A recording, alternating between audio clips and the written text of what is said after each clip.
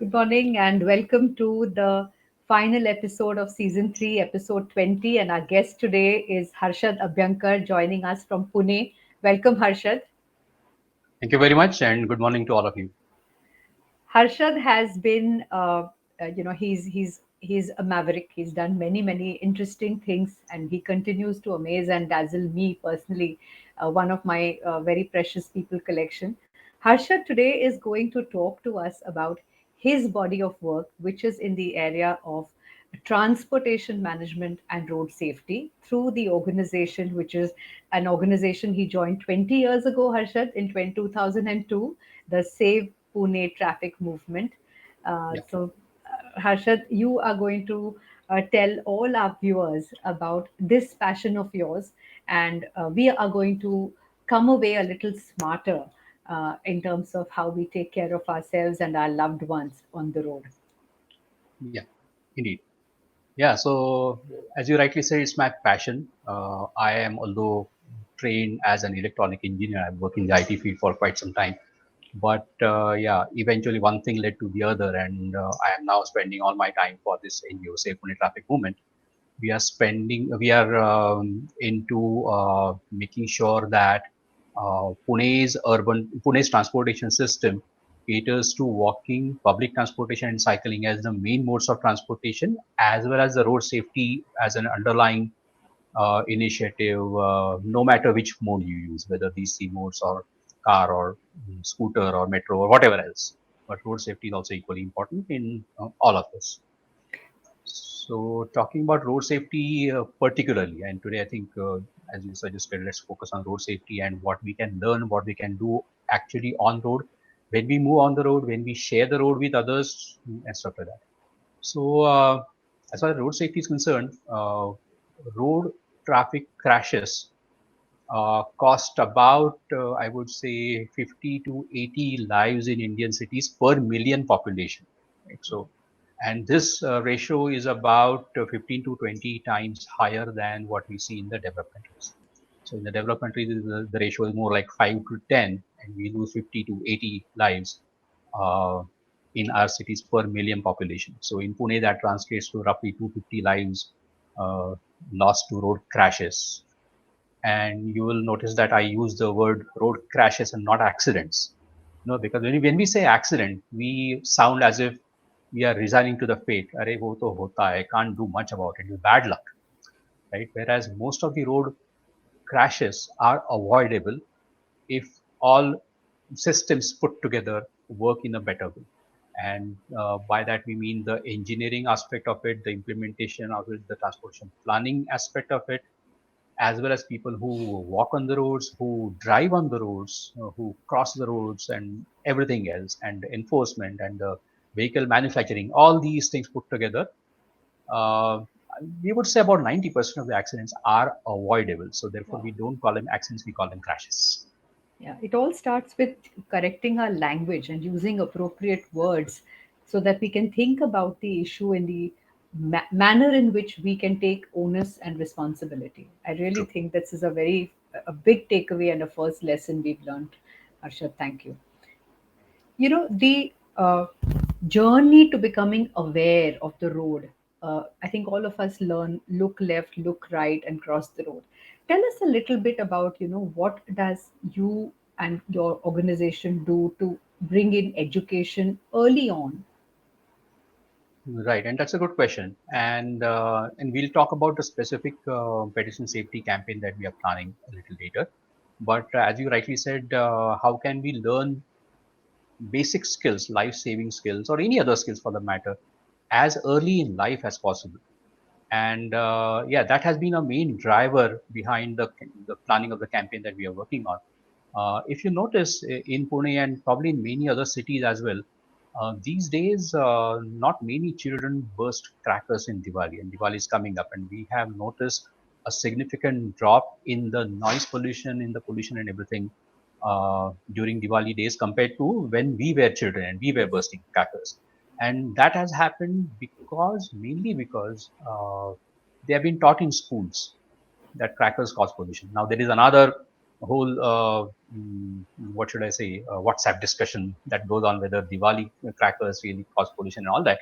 But the important point is that when a child becomes aware of the whole concept of pollution when he or she is in the first or fourth standard, then that concept sticks with that child forever.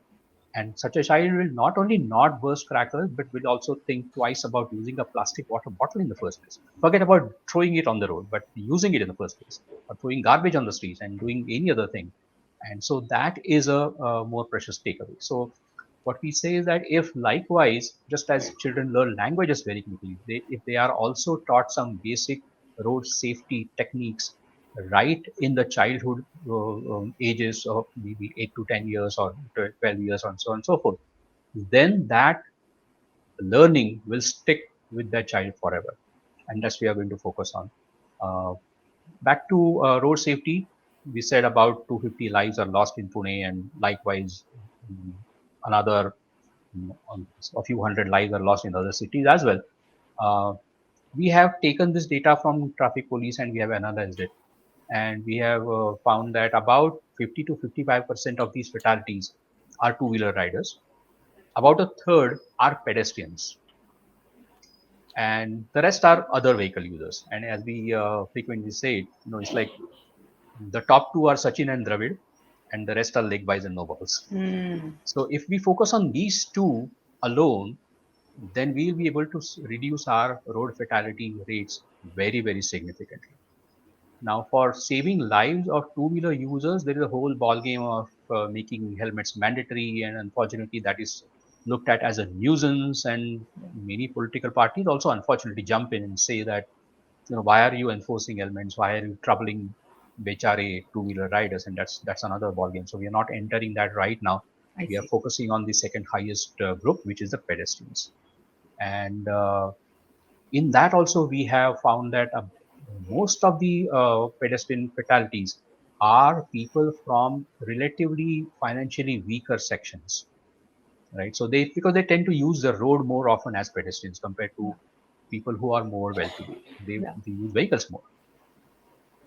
Then about half of them are breadwinners. They don't have medical insurance, they cannot bear the medical expenses.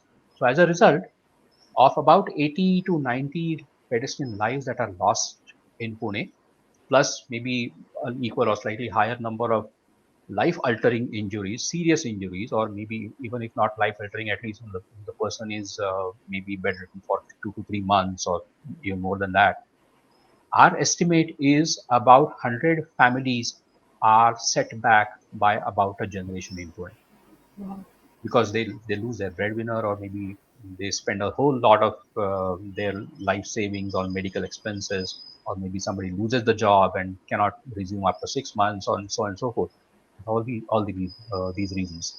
So we are looking at changing lives of about 100 families every year, right? Year after year, and in Pune alone. And if the technique that we are proposing works and is successful in Pune, potentially it can lead to about 10,000 families being saved in all over urban India alone. Yeah. Right? So that's the game that we are looking at. Yeah. Yeah. This trauma that you talk about, I've seen it at very very close quarters. Mm-hmm. A 5-year-old child lost to a road accident, very close Mm-hmm. family friends, when I was about 10 years old. And another Oh, is my cousin, who was in mm-hmm. class 7, just came out after writing an exam, got thrown by a rickshaw up Oh head God. on the pavement, and she passed. So Arti Oh God. and Seema, these are two children who, in my Mm. childhood, I have seen, and I want to say that it is a lifetime that's altered for the family. The family Yes, never indeed. comes back to normal. We think about it in Unfortunately, terms no. of a financial loss, but Right. what might have been, and the suddenness of it, Yeah. it sort of just changes the whole complexion of what the True. family goes through, and a whole life and its potential, and the Mm. entire life arc, I think, is I altered. So know. what you're Yeah. doing is also something which is personally very close to my heart, Harshad, and a very very important topic. You have also talked about cyclists, because world over we know that cycling is something that we want to encourage. We want our children Mm, to learn cycling. right. How do we, how does the safety and the cyclist safety, do you sort of see them as a continuum, uh, or is it that is about a shared road and that is a different treatment around safety? In a way, everything related to road safety is connected, right? And so, if we can say, if the city as a whole is more cautious about or more aware about the need to save pedestrians' lives, then the city will be even more alert to save their own lives when they are not pedestrians, when they are using a vehicle, and maybe they're using a bicycle and so on and so forth. In a some sense, they are all connected. At the same time, yes, the techniques or the I would say the user group can be slightly different when it comes to cycling, because cycling is more predominant in, I would say, males about 20 as Okay. of now in Indian cities, and of course the student category, between ages 10 to 18 or thereabouts. Uh, in our villages, it is slightly different because cycling becomes a rather important mode of commute when they want to commute 2 to 3 kilometers, and when they don't have any other public transport or any other mode available. But as far as Indian cities are concerned, it's predominantly males about 20 who cycle more. By the time they are also aware of, behaving on the road, sharing the road in some way or the other, they can make their way through. In case of pedestrians, many pedestrians are, let's say, school children's, or not only school children, all of us also, of course, are pedestrians sometime or the other. Yeah. But specifically, school going or people who are under 16 and people who are above 55, 60 tend to use the road more often because their commutes are shorter, right? Senior citizens, for example, they might just want to go to the bank next door or stuff like that. They are not traveling daily with their vehicle to their jobs or whatever else. So they tend to use the road more, and they also happen to be more vulnerable because of their limited physical abilities, right? We're talking about, I think when we were of age 7 or 8, that is when we started to use the road independently. I remember I started, my parents taught me how to cross the road when I was about 6 to 7, and that age has now steadily gone from 7 to 8 to 9 to 10 to 12, right?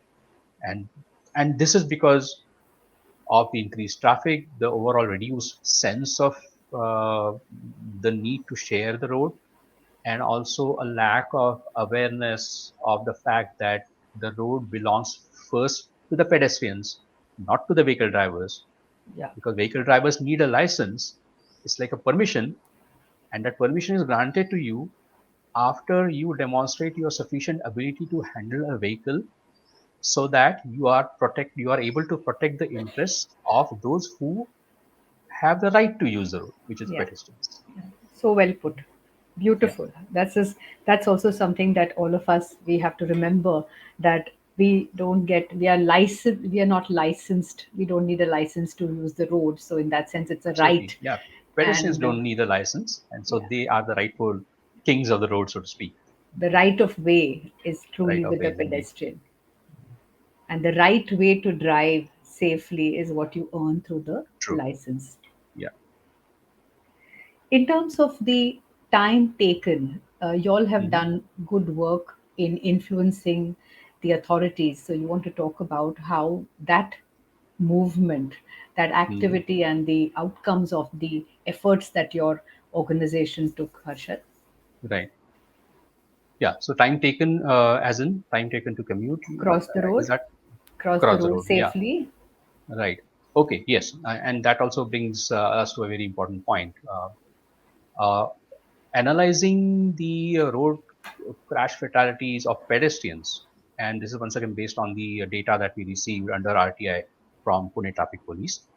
That tells us that most of the pedestrian fatalities happen when people cross the road, and people cross the road either at a signaled intersection or even midway also, because it's not possible every time to approach a signal intersection and cross only on a zebra and then come back. So people cross roads, even divided roads, and and, and all these things keep on happening, and they will continue. As far as crossing the roads at signal intersections is concerned, so our signals are designed in such a way. Let's say there are four roads approaching the signal, right? A, B, C, D. So the signal cycle goes this way. Uh, Traffic coming from A, B, C, D, depending on their volume and depending on whether it's a main road or a lane joining the main road or whatever, they are given certain seconds. It can be 20 seconds, it can be 60 seconds or whatever, depending on the flow of the traffic. After, let's say, A, B, C, D, all of them get their turn for the required number of seconds. The entire traffic, the road traffic, the vehicular traffic, gets a red signal for a certain duration. And that is when the pedestrians are expected to cross the road, right? Uh, and this is called pedestrian phase, is given for a certain duration. How is that duration calculated? That there is a guideline. The guideline says that the average speed of walking on streets is assumed to be 1.2 meters per second. Okay. So you have a certain width of the road. You determine how many seconds will a pedestrian need to cross the road at 1.2 meters per second. And this speed is reasonably possible even for, let's say, people who are 70, 75 years of age in their reasonable physical condition. So we are not really expecting only Usain Bolt, but a reasonable person can cross the road in that time frame. So that much time plus 7 seconds of reaction time, right? Because before I start to cross the road, I'll wait for all vehicles to stop to make sure that they are really stopping, even though the signal is red or whatever. They are really stopping at the stop line, and then I will start to cross the road. So that time is 7. So this determines the time that is required for a person to cross the road, and this should be the duration of the pedestrian phase. Mm-hmm. Now, unfortunately, so much time wasn't provided in Pune signals way back in 2008, 9, 10 time, right? Mm-hmm. So we studied that. We found that at many intersections they have provided only 8 seconds or 10 seconds, where this formula suggests anything between 16 to 20 seconds. Mm. So we said, नहीं नहीं ऐसा होना चाहिए कम से कम 20 second देनी चाहिए and all that. So they said, नहीं नहीं तो but if we do that, so we are effectively taking away 10 seconds from vehicles, फिर traffic बढ़ते जाएगा. So then we ask them the same question, then who has the first right on the road? फिर भी traffic तो है. But fine, okay, so let's do this. If you are willing to provide only 10 seconds for me to cross the road, right? So I'll start walking and I'll walk only for 10 seconds. Then my pedestrian signal becomes red. I'll stop there, wherever I am. And then you, as traffic police, are responsible for my safety. That time it struck the police people that I cannot wait for the next signal cycle. I'm in the middle of the road. If traffic backs up, the traffic can very well wait for the next and the next and the next signal cycle to cross the intersection. That is okay. But I cannot do that. As a pedestrian, I cannot do that. You have to provide those many seconds. So as a result of which, in Pune, I would say at most of the intersections, they have now provided 15 seconds, Okay. which is a compromise, but for now it is okay. 15 seconds is not impossibly unsafe to cross the road. So although we would really like to see that time to go to 20. At least that timing is provided, but they haven't provided, or they haven't, I would say, the pedestrian signals. Oh, green man or red man hota hai. So that is not present at many intersections. They were installed some time back whenever the signal was new, but nobody repaired them. But we are after them, and they have provided some budget. The tender was out earlier this week, so they have identified vendors, and hopefully we will start seeing these physical signals as well, pedestrian signals as well, hopefully very soon.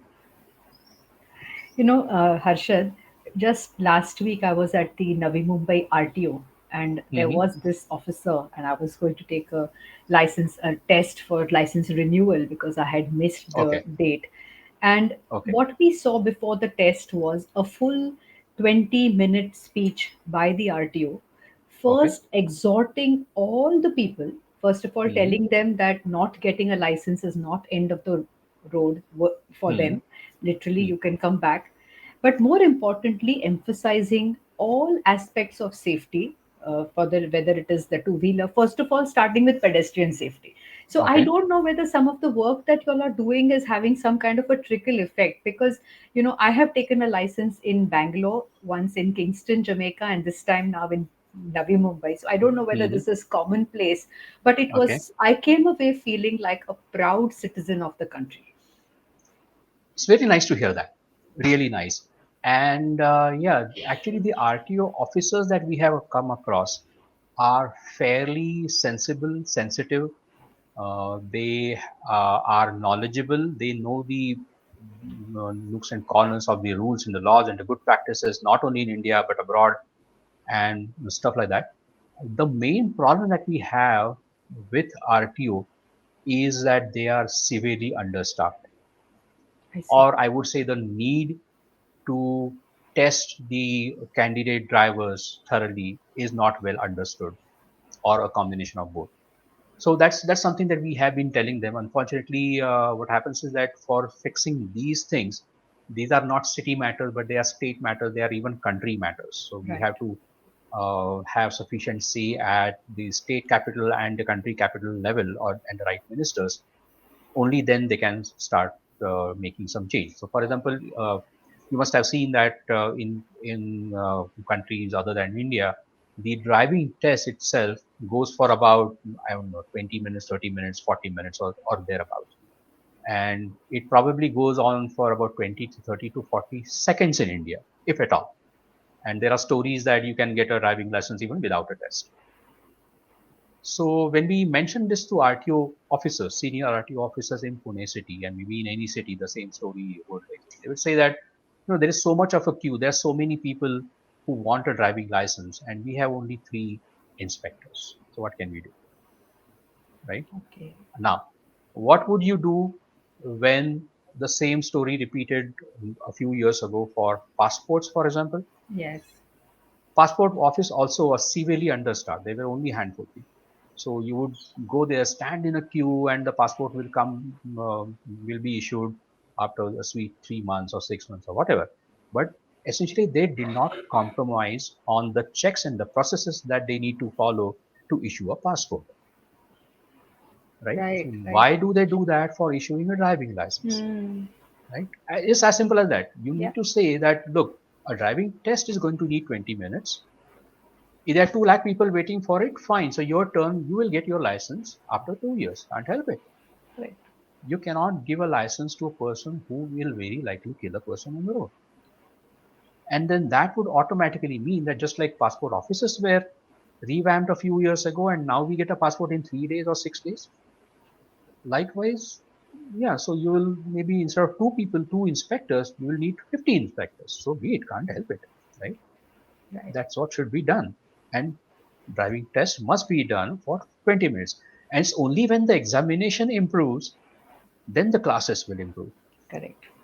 It's only because we have a very strict, very high standard JEE and other examinations that there are quality education systems and classes and other mechanism to prepare the candidates for that examination.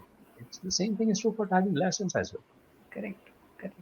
You've also told me in the talk that I attended, that is Hmm. SPTM had conducted on last week, about Right. how gestures help. So Right. pedestrians. So you want to Yes. tell our viewers that? Indeed, and yeah, good. Let's talk about that campaign that we are thinking of, and we talked about it briefly. So yeah, so as you said, pedestrians is the second largest category of road crash fatalities in most Indian cities, and that's where we are focusing on. Uh, so when a person crosses a street, right? So there are several things that need to happen so that a person can cross the street safely. One is one very important thing is the driver of a vehicle that could potentially hit the pedestrian and the pedestrian itself who is crossing the road. They need to make an eye contact. They need to notice each other, right? So when we look at each other, now for example, I'm looking at you, although the camera is here, I'm looking at you, I'm looking at your eyes, So we need to look at the vehicle, at the headlights of the vehicle, these are eyes of the vehicle, and the Yes. driver also needs to look at us as a pedestrian who's crossing.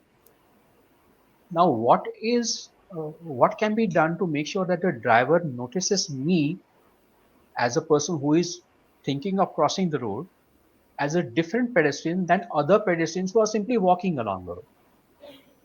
Something has to be different in me so that the driver will notice me, right? Yeah. And all of us must have seen that several senior citizens raise their hand like Yes. this Yes. and then they cross the road. Yes. Why do they do that? They are not trying to stop the vehicle. You cannot stop a vehicle. You're only making the vehicle and the driver aware that this pedestrian, I am different than other people who are simply walking along. So notice me, and then I'm crossing the road. When you do that, you're not only transferring the responsibility on the driver alone, but as a pedestrian, when I raise my hand, I also find I am taking the conscious step of an action that I otherwise am not doing. Yes. And by taking that, I am taking responsibility on myself as well. That I found a nice gap between two vehicles. That is the gap that I'm going to use. But hey, please notice me. Yes. So even as a pedestrian, I'm more cautious. And as a combination of these two, the chances that you will be hit by a vehicle reduce drastically. And this is something that's not just theory, that actually has happened in India. And that is the example that we want to follow.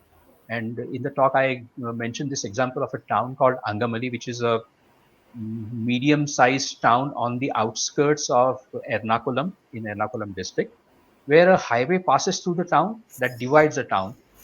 So as a result, people need to cross the highway every day, multiple times. That leads to very high pedestrian casualties. So the superintendent of police there, in this story dates back to 2009 or 10 or thereabouts. It was in Indian Express, and we have preserved that news clip. So what that person did is he said, instead of focusing on challans and fines and stuff like that, I want to focus on saving pedestrian lives. So his entire police staff, coupled with some local organizations, and we have Ganesh Mandals or something like that, whatever they had there. So they invested their time in making sure that everyone who crosses the street raises his or her arm before Nice. crossing. This simple trick saved 50% pedestrian lives in Angaman. Yes. Uh, Unfortunately, we do not know whether that trend has continued now, whether that person got transferred, whether everything came back to normal. Unfortunately, whatever that. But the fact remains that this is a technique that has worked in India. We always hear stories about Japan and Singapore and Germany and all that, and we say, "Arey, foreign ka ho, humko mat batao." But this is something that's from Kerala. If it works in Kerala, it can work here. And so that's the campaign that we want to start. And you rightly said, gestures mean a lot. So this simple gesture will make yourself noticeable as a pedestrian, will also make you more cautious, and you will take a conscious decision before starting to cross the road. And then as a combination, it will certainly save the lives. And we are building a whole campaign based on this theme, and we plan to make sure that the campaign reaches every person in Pune. It will, if that happens, we are pretty sure that it will save a few lives, and that success story can be replicated across India. Of course, that does not mean that the onus is entirely on pedestrians. Yes. The responsibility of providing uh, pedestrian crossing facilities also lies with the local municipal corporation, whoever the state body is. Yes. And NGOs like us are constantly after them. We just talked about providing zebra crossing and traffic signals and other facilities. We are after them, of course. And as I said, everyone who is concerned with being able to cross the road safely needs to do his or her job, and then the numbers, and only then will the numbers come down. So, all of you who are watching, Harshad is talking about creating some content, and we have seen that whether we are creating awareness about inclusion, we're talking about women and work, we're talking about road safety. We've seen that today with social media, it's very easy to reach a large number of people, and to do this repeatedly to bring about consciousness, awareness, and a shift in mindset, attitude, and behavior. So I'd like Harshad to just tell our viewers about the call for action for this Learning Monday. What is it that you would like our viewers to do? How would you like us to share this this talk of 30 minutes to as many people so that we can get the requisite support for the campaign that you are building first as a pilot, and inshallah it will go through all the country all along to make awareness on safety. Deepa, you rightly mentioned social media, and that is one powerful tool that we are planning to use in this campaign. We are in the process of making a short video film. Uh, that will be the story will be done by an expert content producer and a director, an acclaimed director. Because it's like this: when I want to narrate the message, to send a message, it is very technical, very dry, so to speak. It's not very effective. Against that, if I describe what the message is and ask an expert communicator to wrap the message in a nice form, and then the message goes out, is going to be more effective. So we are going to we are going to make a video film based on this. It will have top class Marathi actors and a top class director, first of all, to make it, and so on and so forth. And that, of course, will cost some money, but that money will be well spent, we think. And naturally, these films very quickly spread across the city through WhatsApp and other social media. And that film will focus on why and how you should raise your hand to cross the road. And we are hoping that that will, by itself, will at least make this technique very well known, and then people will start using it. So to make the film, of course, we need some funds. And we are appealing everyone to donate to Save Pune Traffic Movement. You can donate online through our URL www.savepunetraffic.org.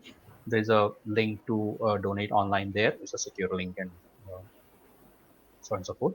If you donate that, then that will help us reach our goal of raising the amount required to make the film. Not only to make the film, because we cannot really expect that you make a film viral and the city will start behaving that way, because we also need to make sure that all school children, we are focusing on the school children between ages 1 to 4, they see the film and then they imbibe it so much that they go back and teach their parents. We see this happen in everyday life, that whatever they learn in the school, whatever their teacher, also called the goddess, has taught them, that is the final word, they come back and they make their parents behave that way. We are going to capitalize on that, and then we are going to make Pune cross the road this way to save our own lives. Not just one film, but hopefully you will make many films which will Yes, keep on inspiring, maybe a theme for a year true, to bring up about this awareness, because these are long haul journeys for shifts absolutely. and Yes, for behavior change. So I think all of us viewers need to stay invested behind this cause. Uh, I've been looking at this organization's work for a, over a decade now, and I think all of the actions and the activities, whether and then there are many, many, many success stories today. We're only talking about one or two, more specifically about true. lifting and raising your hand when you cross the road, and more for the next conversations with Harshad. And uh, let's support the Save Pune Traffic movement, and in all of the things that we are doing for the festival season, earmark and keep aside some time and some money to this cause as well. Thank you, Harshad, and Thank you very congratulations to much. you, and good luck to your team, and much appreciation for all the work and your passion above all. Thank you, Deepa, and thank you, Lumiere, also to providing us this opportunity to reach out to your viewers. And we are hoping that we will get fantastic support from the viewership of this session. Thank you. Thank you.